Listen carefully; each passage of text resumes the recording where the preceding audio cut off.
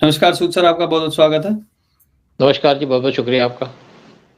सूद sir, Iran पर हमले का इज़राइल प्लान कर रहा था, लेकिन अब उसने इस पर विराम लगा दिया है। क्या ईरान से इज़राइल डर गया है? क्या या फिर एक तरीके से तूफान से पहले की शांति है? इसके पीछे के कारण क्या हैं? देखिए, ईरान का प्लान था इज़राइल का प्लान था ईरान के ऊपर अटैक करने का और प्लान पूरा तैयार हो गया था।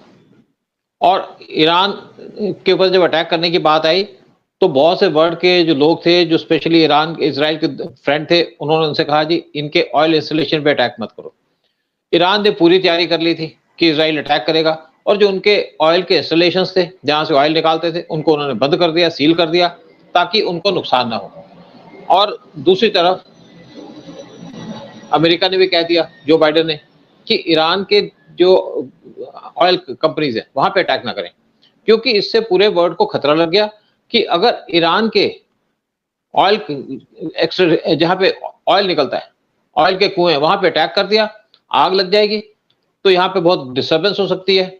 जब से ईरान इज़राइल का लड़ाई शुरू हुई है, स्पेशली हिज़बुल्लाह से, तो ऑयल के प्राइसेज़ वैसे ही $4 पर बैरल बढ़ चुके हैं और इनको लगा कि अगर ये होगा तो यहाँ से बहुत प्राइस बढ़ जाएँगे ऑयल के और जो पूरी ऑयल सप्लाई है गल्फ से वो डिसरप्ट हो जाएगी। तो बहुत सी जो कंट्री हैं, स्पेशली गल्फ की कंट्री हैं, वो अमेरिका को पहुँचे और कुछ ने इंडिया से भी बात की कि इज़राइल को समझाइए ये काम ना करे। तो इज़राइल के ऊपर बहुत ज़्यादा प्रेशर डाल दिया गया कि इज़राइल ईरान के ऑयल इंस्टॉलेशन पे अटैक ना करे और इवन जो बाइडेन ने स्टेटमेंट दे दी कि इज़राइल ईरान के जो ऑयल इंस्टॉलेशन है वहाँ पे अटैक ना करे और अगर उसको अटैक करना तो उनके डिफेंस की जो लोकेशन है उन पे अटैक करे। तो इज़राइल इस टाइम पे थम गया और दूसरी तरफ एक स्टेटमेंट आई है डोनाल्ड ट्रम्प की कि Israel should attack Iran's nuclear installations या जहाँ पे उसके न्यूक्लियर इंस्टॉलेशन है या न्यूक्लियर पावर प्लांट्स हैं। और इससे भी पूरे वर्ल्ड में झटका पड़ गया। क्या इससे कोई गड़बड़ हो सकती है? अगर इज़राइल ने ईरान के न्यूक्लियर इंस्टॉलेशन पे अटैक कर दिया, तो ये हो सकता है कि यहाँ से यूरेनियम की लीकेज हो जाए और वर्ल्ड को डिस्टर्बेंस हो जाए इससे।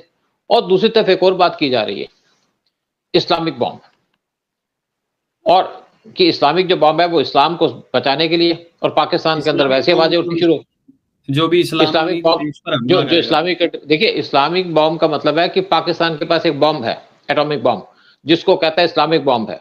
यानी कि इस्लाम को बचाने के लिए बॉम्ब रखा है उसने। और वहाँ पे बहुत से लोगों ने पहले ही शंका दी है कि और कहा कि पाकिस्तान मोस्ट डेंजरस कंट्री है वर्ल्ड के अंदर। जो बाइडेन की स्टेटमेंट थी कि Pakistan is the most dangerous country in the world क्योंकि उसके पास जो न्यूक्लियर बॉम्ब्स हैं, वो किसी भी मिलिटेंट के पास जा सकते हैं और पूरे वर्ल्ड को खतरा दे सकते हैं। एक्चुअली यूएस को खतरा है कि जो पाकिस्तान का अगर न्यूक्लियर बॉम्ब लीक हो गया, किसी के पास चला गया, तो वो सबसे पहले यूएस के ऊपर अटैक करेगा और फिर करेगा इज़राइल के ऊपर। इंडिया का नंबर तो बहुत बाद में आता है।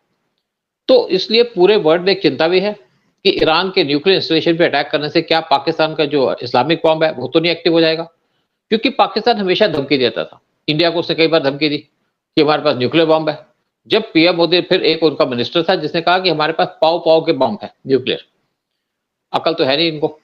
उसके बाद पीएम मोदी ने जब इनसे कहा कि हमारे पास क्या ये बॉम्ब दिवाली में पटाखे बजाने को है, तब पाकिस्तान चुप हुआ। लेकिन पाकिस्तान अब इज़राइल को भी धमकी दे रहा है, डायरेक्टली नहीं इनडायरेक्टली। उनके कुछ इस्लामिक लीडर, इस्लामिक स्कॉलर या जो इनके टेररिस्ट हैं, वो इज़राइल को धमकी दे रहे हैं कि तुम्हारे पे बॉम्ब फेंक देंगे और हमारा बॉम्ब इस्लाम की सेवा करने को, इस्लाम को बचाने के लिए। तो एक बड़ा डिफिकल्ट सिचुएशन बन रही है इज़राइल के लिए क्योंकि उसके ऊपर डिफरेंट तरफ से प्रेशर डाला जा रहा है कि वो ईरान के ऊपर अटैक ना करे, उनके जो एटॉमिक इंस्टॉलेशन है वहाँ पे अटैक ना करे।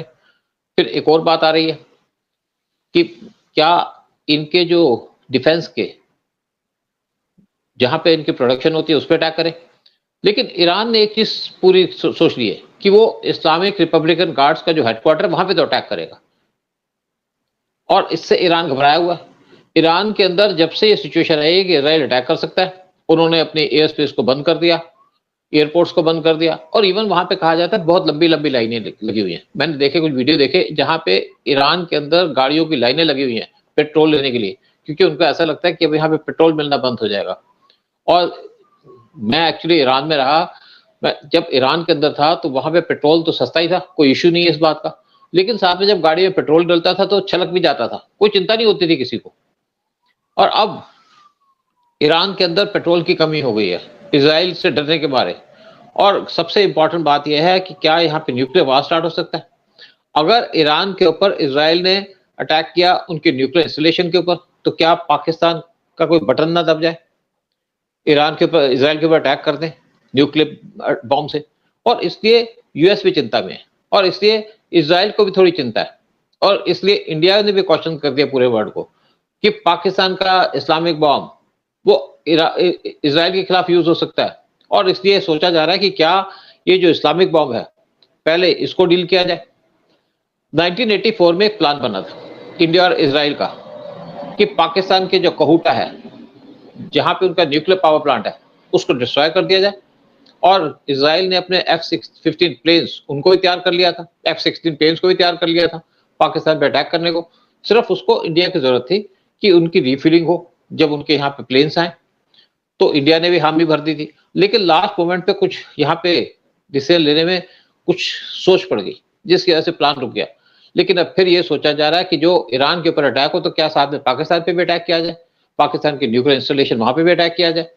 क्योंकि ईरान के ऊपर अटैक करने का मतलब है कि पाकिस्तान के अंदर जो मिलिटेंट है वो भड़क सकते हैं।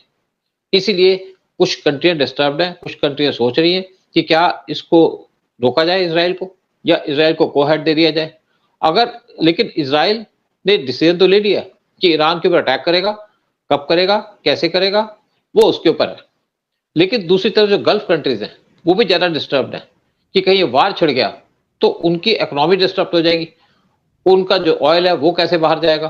और अच्छी बात, इंडिया भी बहुत डिस्टर्ब्ड है क्योंकि हमारी भी सारी ट्रेड जो जाती है गल्फ के अंदर, वो सारी भी रुक जाएगी। साथ में जो यूरोप में हमारी ट्रेड जाती है इंडिया की, वो भी गल्फ के थ्रू जाती है, तो उसमें भी इफेक्ट होगा। तो कोई भी कंट्री वर्ल्ड में नहीं चाहती कि ईरान और इजराइल का वार हो या इजराइल ईरान के ऊपर अटैक करे। लेकिन चिंता यही है कि क्या इजराइल रुकेगा, क्या इजराइल को वार अटैक करना पड़ेगा ईरान के ऊपर। अच्छा, अभी ये भी कहा जा रहा है सुख सर कि 7 मोर्चों पर, जैसे कि पहले इजराइल ने मोर्चा जीता था, पहले भी जब लड़ाई हुई थी, अब वो धीरे-धीरे वो खुलने लगा है।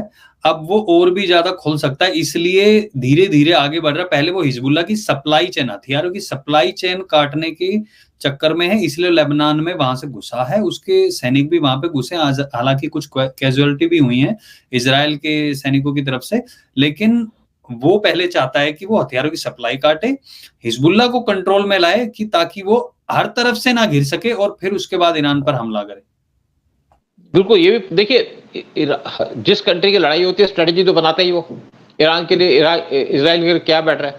देखिए, अगर आप लेबनान की बात करें, लेबनान के अंदर पहले क्रिश्चियंस थे और धीरे-धीरे जब मुस्लिम आए वहां पे, तो लेबनान ने उनको ग्रीट किया, क्या है कोई बात नहीं, तुम आए हो यहाँ पे रहो, तुम्हें कुछ सीटें मिल जाएंगी, पार्लियामेंट के इलेक्शन भी लड़ सकते हो। और धीरे-धीरे जो मुस्लिम थे उनकी संख्या बढ़ने लगी, उन्होंने क्रिश्चियंस के ऊपर अटैक करना शुरू कर दिया और यहाँ पे लड़ाई हुआ करती थी। आज से मैं 20-30 साल पहले की बात कर रहा हूँ, यहाँ पे लड़ाई हुआ करती थी मुस्लिम्स और क्रिश्चियन मिलिशिया के अंदर। बाद में मुस्लिम भारी पड़ गए और क्रिश्चियन यहाँ से टोटली एलिमिनेट हो गए। और कई बार कुछ जो लेबनान के लोग हैं वो कहते हैं कि हमने बड़ी भारी गलती की मुस्लिम को अपनी कंट्री बुला करके, जैसे इंडिया इस टाइम पे भुगत रहा है मुसलमानों को, और फ्रांस भी भुगत रहा है। तो इस टाइम पे जब इजराइल यहाँ पे अटैक कर रहा है हिजबुल्लाह के ऊपर, तो वो चाहता है कि ये वार टू द फिनिश हो, यानी कि जितने भी यहाँ पे मिलिटेंट है या मिलिटेंट ग्रुप्स हैं उनको डिस्ट्रॉय कर दिया जाए। और इजराइल पहले अपने आप को सेव करेगा, जैसे उसने हमास को एक हिसाब से पूरा खत्म कर दिया, और हिजबुल्लाह की जो टॉप लीडरशिप है सारी की सारी उसने एलिमिनेट कर दी है। लेकिन साथ में यमन पे भी अटैक कर रहा है क्योंकि यमन को भी ईरान सपोर्ट करता है। और ईरान इस टाइम पे घबराया हुआ है, बहुत परेशान है। और क्योंकि अगर इजराइल ने ईरान के ऊपर अटैक किया तो ये पॉसिबिलिटी कि वहां पे रेवोल्यूशन भी हो जाए दोबारा से ईरान के अंदर। और क्योंकि लोग वहां पे बहुत परेशान हैं। देखिए, जब यहाँ पे मिलिटेंट्स या जब यहाँ पे ये प्रेजेंट गवर्नमेंट आई थी, आयतुल्लाह खुमैनी की गवर्नमेंट आई थी इनिशियली, यूएस उसको स्पेशली बुला के लाया था पेरिस से, उस टाइम के शाह को डिस्टर्ब करने के लिए। लेकिन वहां पे इस्लामिक रूल हो गया। जब इस्लामिक रूल हुआ तो उस टाइम पे यूएस एम्बेसी के ऊपर इन्होंने पूरा धमाका बोल दिया था और 200 के करीब इनके अमेरिकन एम्बेसी के ऑफिशियल्स को 1 साल से ऊपर उन्होंने बंधक बना के रखा। और अब ये जो ग्रुप है या जो पार्टी है पावर के अंदर ईरान के अंदर, ये मोस्ट एंटी अमेरिकन है।